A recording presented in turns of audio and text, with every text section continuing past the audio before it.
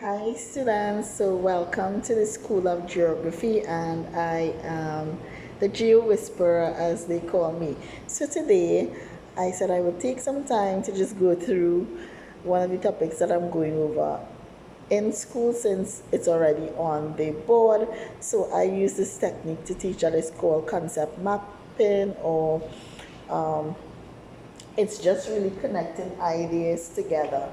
So we are looking at the topic of course, and so the broad topic here is course, if you can see that, and then we go into types of waves so that we understand how waves are formed, right? And then the processes of coastal erosion and deposition that leads to the different features. So in concept mapping, what we do, we link key concepts so that you have an idea and it's easier for you to understand in smaller pieces.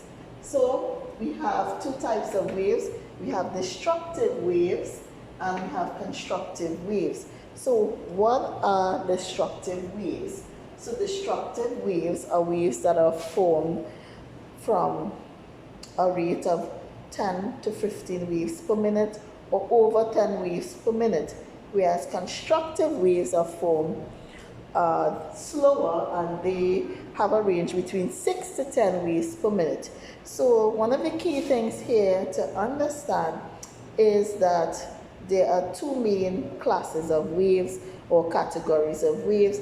So let us understand what are waves or how are waves formed.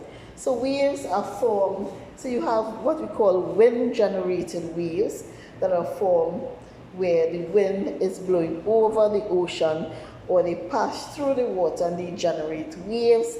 You have waves that are formed from the gravitational pull of the moon, and that would influence the tide. So you have waves that are influenced by tide. So you know, in every weather forecast you have a high tide and a low tide. So the high tide is of course when water is rising. The low tide is when water is receding or dropping, and that is caused by the influence of the moon. You also have waves that are generated by natural geophysical processes like underwater earthquakes or volcanic activity, and they can generate larger waves like tsunamis. So we have an idea of what are waves. So those are waves, and our two classifications are constructive and destructive. From there, we're going to move on to two important processes that you need to know in terms of coastal processes and features, right?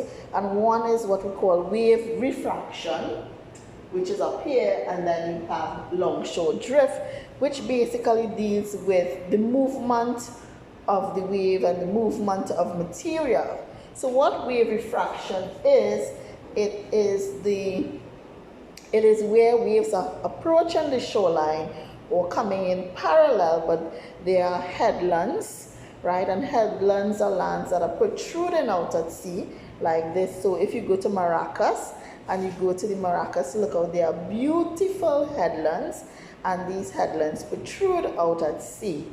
The waves that are coming in, they sometimes bend and they concentrate their energy on the headlands, and that causes the lines of weakness in the rocks to open or spread out to erode faster, and it sort of dissipates the energy of the wave, so it becomes weaker and then they go closer to the shore.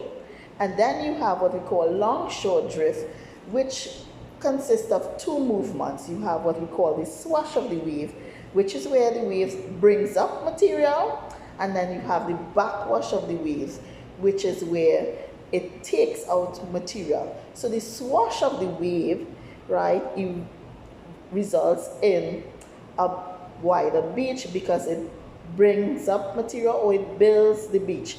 So there is more material that is brought up on the beach, whereas the backwash, it removes or it erodes the shoreline and it takes more material out at sea. So we can link this with respect to constructive and destructive waves. So constructive waves, they have a bigger swash, than the backwash, and with destructive wave you have a greater backwash than the swash, right? So with longshore drift, what you have is this movement that is parallel to the coast in a zigzag manner. The swash goes up, backwash, swash, backwash, but it's moving parallel along the shoreline, and that takes material with it.